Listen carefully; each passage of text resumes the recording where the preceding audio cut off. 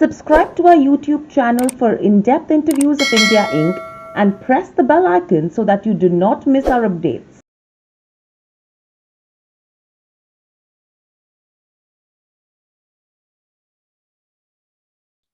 Hello and welcome to Nirmal Bang, ladies and gentlemen. I'm Hiral Dadia. We have with us Mr. Ramesh Agarwal, promoter and ET at Rupa and Company, joining in. Welcome to the show, Mr. Agarwal, and always a pleasure to speak to you. Good afternoon. Mr. Agarwal, let's start with the kind of impact that COVID has had on the business as well as the sector, because after the first wave, there was a recovery that we still see in.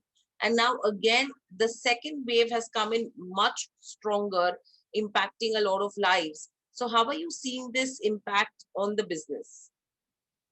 See, it's too early to say because you don't know how long the wave will last. But people say that it will plateau out in May itself. So if it does that, then I think June will be a good month to be in. Because if you have stock and you can reach out to the market, I think you can still make out for the lost sales in May. So I don't think a big disturbance as of now. Okay. And if you have to first look at the first 9 months of the performance, which have been reported, did they Mhm. beat your expectations, or do you think you were expecting something better, and or it's pretty much in line? It's pretty much in line. In fact, nobody expected a boom in sales post the first lockdown, when the first lockdown got over in May last year. So there was an unexpected rise in demand, and that continued till the practically the whole of the second quarter, and the third quarter. So I think it's pretty much in line of our expectation. Right? And clearly, if you talk about Rupa's product portfolio as well, it is really big, broad based. So from here on, do we see a consolidation happening on the product portfolio, or the strategy is going to be to continue expanding in terms of the products? See, products within the portfolio will keep on expanding, and wherever there is a need, if we feel that we need to take out a new product, maybe in terms of sports line or something, so we might think of taking out a new brand. Otherwise, within the brands, the products will keep on expanding within the brand portfolio. Okay.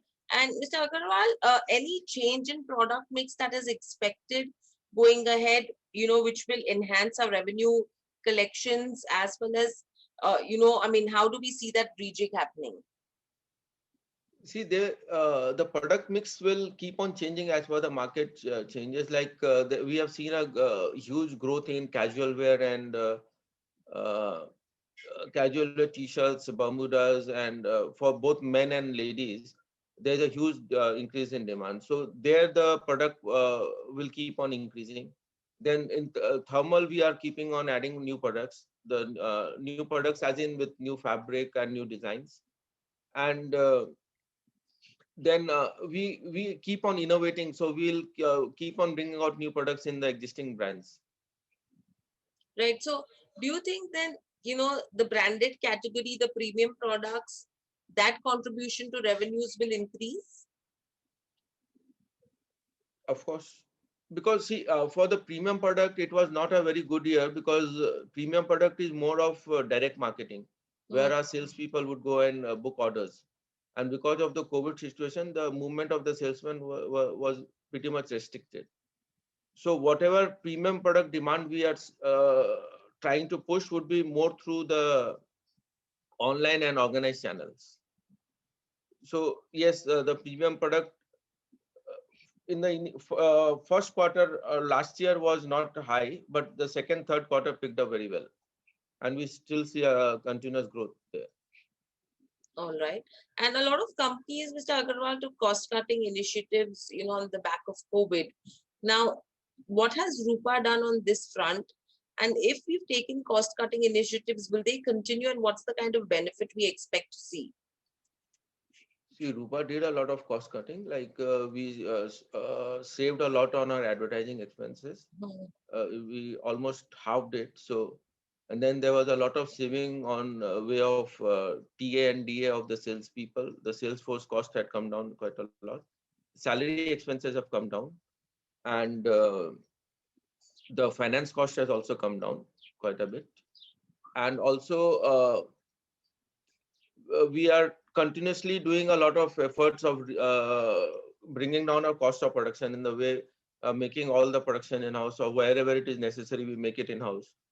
So there also we save a lot of money. And yes, the cost cutting will continue even after the post-COVID. With I don't know how long will the COVID last, but it's a continuous effort. Right. And overall, what are the kind of challenges that you're facing as a business as of today due to COVID? And what are the plans to mitigate the same? See, the challenges would be first production, second distribution, because production we see during this second wave, we see a lot of absenteeism in labor, in our labor intensive units also, where a lot of laborers are contacting COVID, and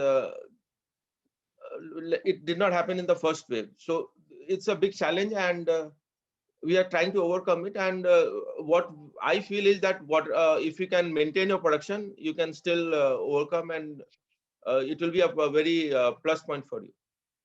So production, the key to overcoming it would be having sufficient stock to feed the market, because I foresee a big demand after the lockdown, or whatever whenever the COVID situation eases a little bit.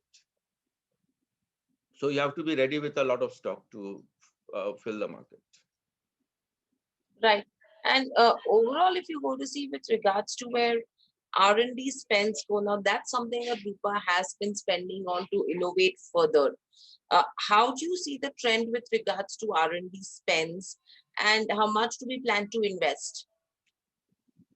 See, we are continuously spending on R&D. Like we have a process house where we keep on doing a lot of innovation. Now we are trying to put up a turbine where we will save a lot on the energy cost. We will generate our own electricity. We also are in the process of developing a chemical where if you coat it on the fabric, if you treat the fabric with it, it will be 100% virus free. So it will be a good fight against the COVID virus. And in most of the hospitals, the doctors are using PP kits. So if you treat the gown only, they did not wear a PP kit. So that gown, and it will be good for 50 washes. So we are in the process of doing that. And even if you treat the mask, like a mask people are wearing, but it's accumulation of viruses on the mask. It does not get killed. It prevents, but it accumulates on your mask. So if you treat that mask with our chemical, I think it will kill the virus then and there. So, and it is good for 50 washes. So that process is still on. Right. So right now, how much are we spending in terms of R&D, and do we plan to increase that amount? I'm not sure of the exact amount, but Okay. but yes, we keep on increasing our budget on R&D. Right. And right now, due to COVID, Mr. Agarwal, how much has the production been impacted? What is our current capacity utilization? Production has been impacted, and I think the current capacity utilization is around 80%. But we are trying to make it for the loss of capacity. We are trying to increase capacity. So overall, when we are finished doing with the increment in capacity, it will be more than 120%, I think. So overall, we see a 20% increase in production. Okay, and what's the kind of timeline we are working with to increase capacity to this extent? I think by July end, we should be able to increase our capacity. Okay, and to increase this capacity, will we be raising any funds? No, because most of our production is on job work.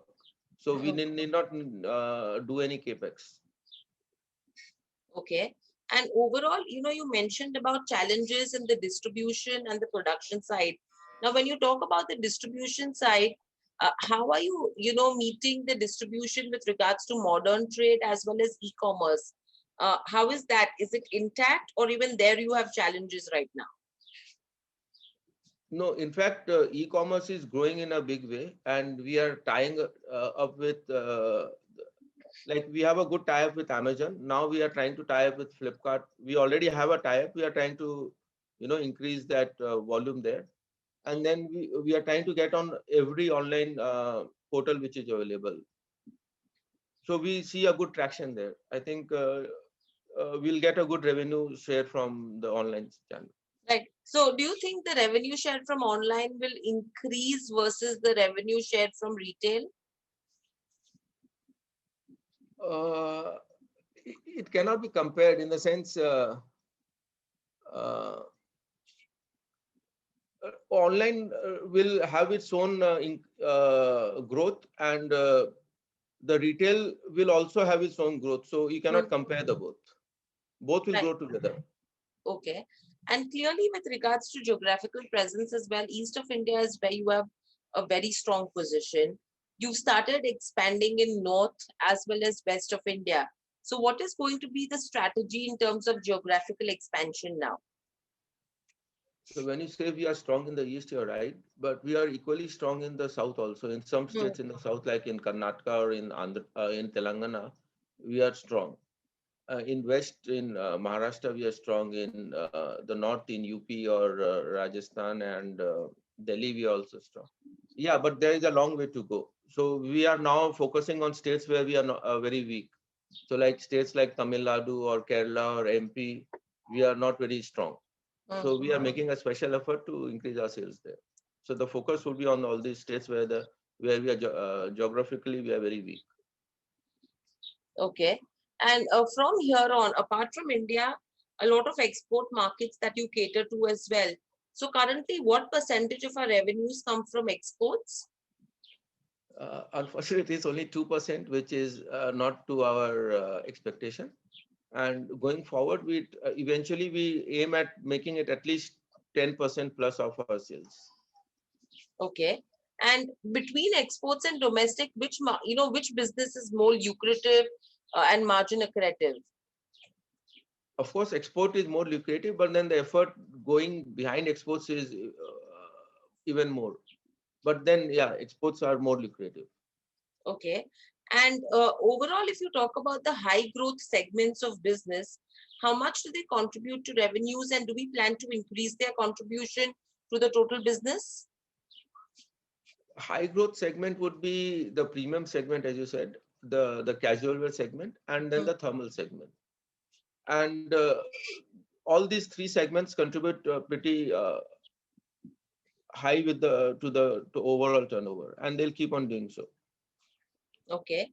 And any new product launches that are lined up in the next 2 to 3 months?